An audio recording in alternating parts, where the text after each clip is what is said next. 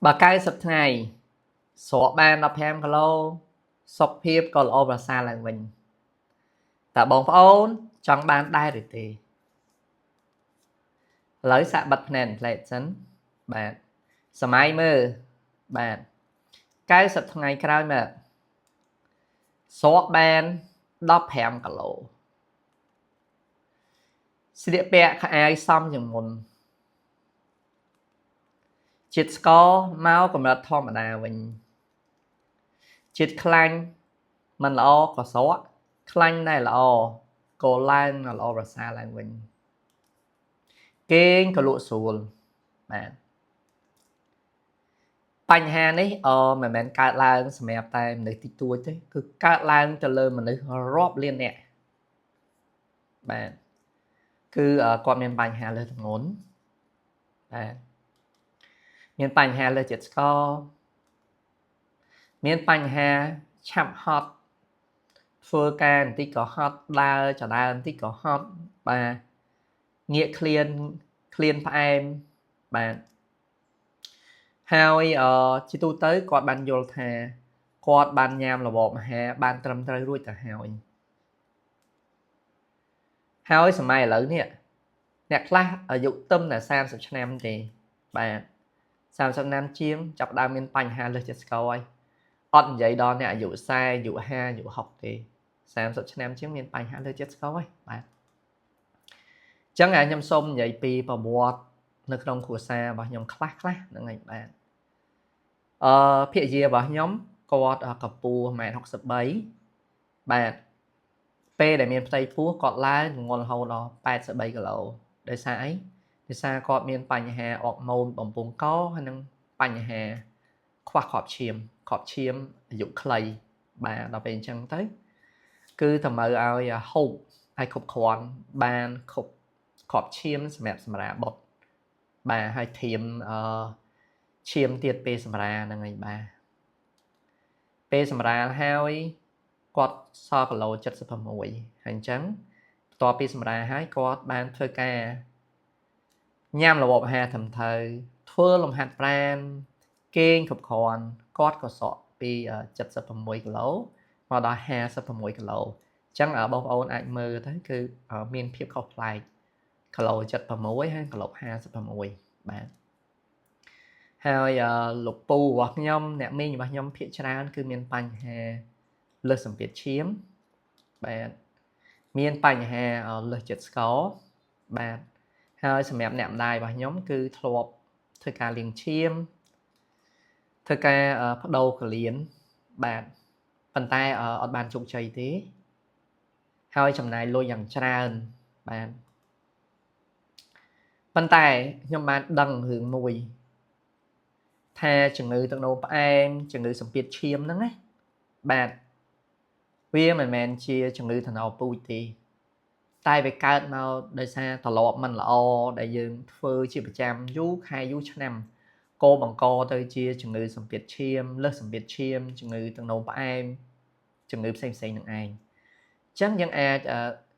ញ៉ាំរបបអាហារត្រឹមត្រូវធ្វើលំហាត់ប្រាណហូបទឹកគ្រប់គ្រាន់គេងគ្រប់គ្រាន់ស្មាក់គ្រប់គ្រាន់ធ្វើបែបនេះទៅគឺរួចពីជំងឺហើយបាទលោកគ្រូពេទ្យអ្នកគ្រូពេទ្យតែងតែណែនាំយើងឲ្យញ៉ាំអាហារមានកំណត់មានកម្រិតញ៉ាំគ្រប់ជីវជាតិប៉ុន្តែអត់ឲ្យញ៉ាំលើសបរិមាណទេហើយគាត់ក៏តែងតែណែនាំយើងឲ្យធ្វើលំហាត់ប្រាណឲ្យបានច្រើនបាទតំណែងសម្រាប់គ្រូនៅជីម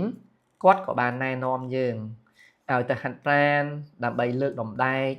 ជាប្រចាំផងដែរបាទតំណែងមានការយល់ច្រឡំខ្លះយល់ច្រឡំថាម៉េចយល់ច្រឡំថាពេលដែលសម្រក់គីឡូគឺយើងត្រូវញ៉ាំដដែលត្រូវតមនេះតមនោះអត់អាចញ៉ាំឆ្ងាញ់បានទេហើយមានការយល់ច្រឡំខ្លះទៀតគឺសម្រក់គីឡូគឺត្រូវតែបង្អត់តាមពិតគឺមិនអញ្ចឹងទេខ្ញុំបានរកឃើញថាដំណោះស្រាយគឺមានហើយដំណោះស្រាយគឺងាយស្រួលទេក្នុងការសម្រក់គីឡូក្នុងការថែទាំសុខភាពឲ្យល្អដំណោះស្រាយនោះគឺយើងអាចហូបឆ្ងាញ់ហូបឆ្អែតហូបអាហារសុខភាព ហើយយើងចាំបាច់ប្រអត់អាហារទេយើងមានពេលហូបត្រឹមត្រូវមានពេលហូបច្បាស់លាស់ចង់ហូប2ពេលក្នុងមួយថ្ងៃចង់ហូប3ពេលក្នុងមួយថ្ងៃគឺយើងអាចហូបអញ្ចឹងបានហើយហាត់ប្រាណគឺយើងហាត់មកល្មមទៅមិនហាត់ខ្លាំងពេកទេបាទបើយើងហាត់ខ្លាំងពេកពេលខ្លះយើងទៅជាឃ្លានខ្លាំងយើងហូបច្រើនលើសការកំណត់អញ្ចឹងយើងអត់បានសក់គីឡូទេបាទហើយចំពោះអាហារអំប៉នបាទយើងប្រើក៏បានមិនប្រើក៏បានបាទវាគឺជាជំរើសរបស់បងប្អូនទេបាទអញ្ចឹងសម្រក់គីឡូយើងអត់ចាំបាច់ចាយលុយអីច្រើនទេហើយក៏មិនបាច់ប្រឹងអីខ្លាំងដែរបាទការសម្រក់គីឡូបងប្អូនគ្រាន់តែតមកហាម5ក្រុមនេះបាទបើសិនជាបងប្អូនចង់ដឹងអាហារ5ក្រុមនេះបងប្អូនខមមិន90លេខ90ណា90សខ្មែរក៏បានសអង់គ្លេសក៏បានបាទ90ខាងក្រោមវីដេអូនេះបាទខ្ញុំសូមឧទាហរណ៍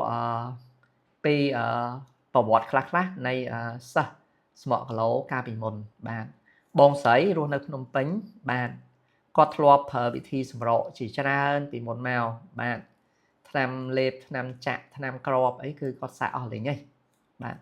តែបានលទ្ធផលទេតែបន្ទាប់ពីគាត់ចូលកម្មវិធីសិក្សារយៈពេល30ថ្ងៃ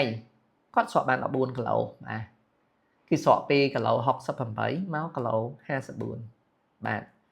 សុខភាពគាត់ក៏ល្អប្រសើររូបរាងគាត់ក៏ស្រស់ស្អាតបាទបងអូនស្រីនៅបាត់ដំបងគាត់ធ្លាប់ប្រើវិធីសម្រកគីឡូជាច្រើនតែបានផលក្រោយមកគាត់ក៏ចូលរួមកម្មវិធីសិក្សាបាទរយៈពេល94ថ្ងៃគាត់ស្រកបាន23គីឡូបាទគាត់ស្រកពី78មក55បាទគឺស្រកបានច្រើនបាទ23គីឡូរយៈពេល94ថ្ងៃសុខភាពគាត់ល្អរូបរាងគាត់ក៏សឡូនស្អាតបាទលោកគ្រូពេទ្យ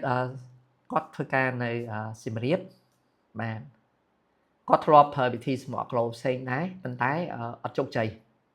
បាទហើយគាត់បានចូលរួមកម្មវិធីសិក្សាបាទអញ្ចឹងរយៈពេល60ថ្ងៃគាត់ស្រកបាន20គីឡូបាទស្រក2គីឡូ85 65បាទសុខភាពគាត់ល្អប្រសើររាងកាយគាត់មាំមួនបាទអ្នកមេងគាត់រស់នៅអូស្ត្រាលីគាត់អាយុជាង60ឆ្នាំហើយបាទគាត់ក៏មិនដែលស្រកគីឡូបានជោគជ័យដែរបន្ទាប់ពីគាត់ចូលរួមកម្មវិធីសិក្សាមករយៈពេល4ខែគាត់ស្រកបាន12គីឡូគាត់ស្រកពីគីឡូ65មកគីឡូ53បាទហើយគាត់ស្រកក្បាលពោះគាត់ស្រួលខ្លួនហើយគាត់សុខភាពល្អប្រសើរបាទលោកស្រះចាចាគាត់រស់នៅភ្នំពេញបាទគាត់ពីមុនគាត់មានបញ្ហាសម្ពាធឈាមនិងបញ្ហាលើសជាតិស្ករដែលត្រូវឲ្យគាត់លេបថ្នាំហើយនឹងចាក់អាំងស៊ូលីនជាប្រចាំគាត់ធ្លាប់ធ្វើការចាក់អាំងស៊ូលីនរយៈពេល7ឆ្នាំមកហើយបាទប៉ុន្តែក្រោយមកគាត់បានចាប់ផ្ដើមកម្មវិធីសម្រក់គីឡូបាទបែប keto fasting ហើយនឹងហាត់ប្រាណរយៈពេល3ឆ្នាំគាត់ស្រកបាន42គីឡូបាទគាត់ស្រកពីគីឡូ103មកគីឡូ61បាទអាចមើលរូបថតគាត់ទៅនេះគីឡូ61ណាបាទឥឡូវគាត់លែងចាក់អាំងស៊ូលីនហើយគាត់ក៏លែងលេបថ្នាំសម្ពាធឈាមដែរព្រោះអីជាតិស្ករគាត់ឥឡូវធម្មតាខ្លាញ់គាត់ឥឡូវនៅកម្រិតធម្មតាបាទអញ្ចឹងកម្មវិធីសម្រក់គីឡូ90ថ្ងៃហ្នឹងណាវាមានដំណើរការបែបណាចាប់ដើមមកដំបូង2ថ្ងៃអត់តន់ចូលកម្មវិធីទេគឺឲ្យធៀមសិនបាទធៀមហ្នឹងធៀមអីខ្លះគឺសម្អាតផ្ទះបាយប្រមូលរបស់ណាដែលនាំឲ្យឡើងគីឡូហ្នឹងដកចេញពីផ្ទះបាយហើយបន្ទាប់មកគឺចាប់ដើមទិញបន្លែត្រីសាច់ហើយនឹងគ្រឿងទេសគីតូដាក់ចូលនៅក្នុងផ្ទះបាយវិញចាប់ដើមទិញជីងទិញខ្សែម៉ែត្រហើយចាប់ដើមមើលវីដេអូមេរៀនបាទមើលវីដេអូមេរៀនលម្អិតទាក់ទងនឹងការសម្រក់គីឡូនឹងឯងបាទមានមេរៀនរបបអាហារមេរៀន fasting មេរៀនហូបទឹកមេរៀនលំហាត់ប្រាណមេរៀនគេងគ្រប់គ្រាន់មេរៀនដើម្បីកាត់បន្ថយ stress បាទអញ្ចឹង2ថ្ងៃរួចហើយចាប់ដើមពីថ្ងៃទី1ដល់ថ្ងៃទី10នៃវគ្គសិក្សាគឺគាត់ចាប់ដើមកាត់បន្ថយផ្អែមហើយចិត្តសរសៃម្ដងបន្តិចសមអាហារសិនណា គាត់អាចហូបអាហារ3ពេលសិនគាត់ចាប់ដើមមុនដំបូងអាចដើរហាត់ប្រាណត្រឹម 4000 ជំហានបាទគាត់ចាប់ដើមហូបទឹកឲ្យបានច្រើនជាងមុនគាត់ចាប់ដើមធៀមឲ្យបានគេងឲ្យល្អប្រសើរជាងមុនបាទចាប់ដើមពីថ្ងៃ11ដល់ថ្ងៃ30ទៅគាត់កាត់ផ្អែមហើយនឹងជាតិម្សៅទាំងស្រុងអញ្ចឹងគាត់អាចចាប់ដើមញ៉ាំអាហារ2ពេលព្រោះគាត់ស៊ាំមួយហើយ2ពេលហ្នឹងគាត់គឺហូបឆ្អែតណាហូបឆ្ងាញ់ណាបាទហើយគាត់ចាប់ដើមដើរហាត់ប្រាណបាន8000ចាហ៊ានក្នុងមួយថ្ងៃបាទអញ្ចឹង30ថ្ងៃគាត់អាចស្រកបាន5គីឡូឬក៏អាចច្រើនជាងនេះបាទថ្ងៃ31ដល់ថ្ងៃ60គឺគាត់ធ្វើដូចគ្នាកាត់ផ្អែមទាំងស្រុងគាត់អាចនៅហូបអាហារ2ពេលឆ្អែតធម្មតាគាត់អាចចាប់ដើមដើរហាត់ប្រាណបាន15000ចាហ៊ានក្នុងមួយថ្ងៃបាទគាត់អាចស្រកបានខ្ទង់10គីឡូបាទរយៈពេល60ថ្ងៃហ្នឹងឬក៏អាចច្រើនជាងនឹងផងបាទសម្រាប់អ្នកខ្លះសុខភាពគាត់នឹងល្អប្រសើរហើយបាទពីថ្ងៃ61ដល់ថ្ងៃ90បាទគាត់កាត់ផ្អែមទាំងស្រុងអ្នកខ្លះគាត់អាចឈានដល់ដំណាក់កាលគឺហូបអាហារតែមួយពេលក្នុងមួយថ្ងៃតែមួយពេលហ្នឹងគឺហូបឆ្អែតណាបាទហើយគាត់ដើរហាត់ប្រាណខ្ទង់20000ចាហ៊ានក្នុងមួយថ្ងៃបាទអញ្ចឹងគាត់អាចស្រកបានខ្ទង់5គីឡូឬក៏20គីឡូក្នុងរយៈពេល90ថ្ងៃហ្នឹងបាទវគ្គសិក្សាឬក៏កម្មវិធីសិក្សាហ្នឹងមិនមែនសម្រាប់មនុស្សគ្រប់គ្នានោះទេវគ្គសិក្សាហ្នឹងគឺសម្រាប់អ្នកដែរ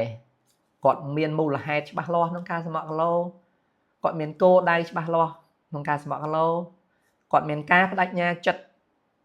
ក្នុងការអនុវត្តតាមកម្មវិធីសិក្សាគាត់មានវិន័យក្នុងការធ្វើតាមកម្មវិធីសិក្សាបាទគឺហូបឆ្ងាញ់ហូបឆ្អែតដើរហាត់ប្រាណតាមសម្បូរនឹងឯងបាទហើយកម្មវិធីហ្នឹងគឺអនុញ្ញាតឲ្យហូបឆ្ងាញ់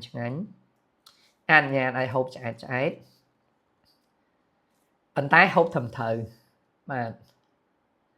ហូបទឹកឲ្យគ្រប់គ្រាន់គេងឲ្យគ្រប់គ្រាន់ហាត់ប្រាណតិចតួចក៏អូខេដែរបាទហាត់ប្រាណនៅជីមក៏បានបាច់ហាត់ប្រាណនៅជីមក៏បាន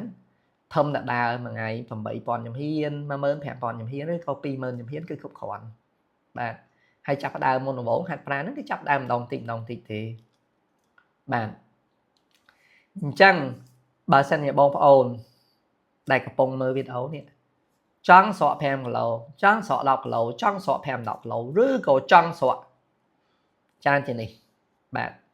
អញ្ចឹងសូម comment លេខ90ខាងក្រោមវីដេអូនេះបាទហើយបើសិនជាស្គាល់បងឬក៏ប្អូនឬក៏ពូឬក៏មីងឬក៏ម្ដាយបង្កើតឬក៏ឪពុកបង្កើតរបស់ខ្លួនដែលគាត់ត្រូវការស្មក់គីឡូសូមជួយ share វីដេអូនេះទៅឲ្យគាត់មើលផងសូមអរគុណជួបគ្នានៅវីដេអូក្រោយ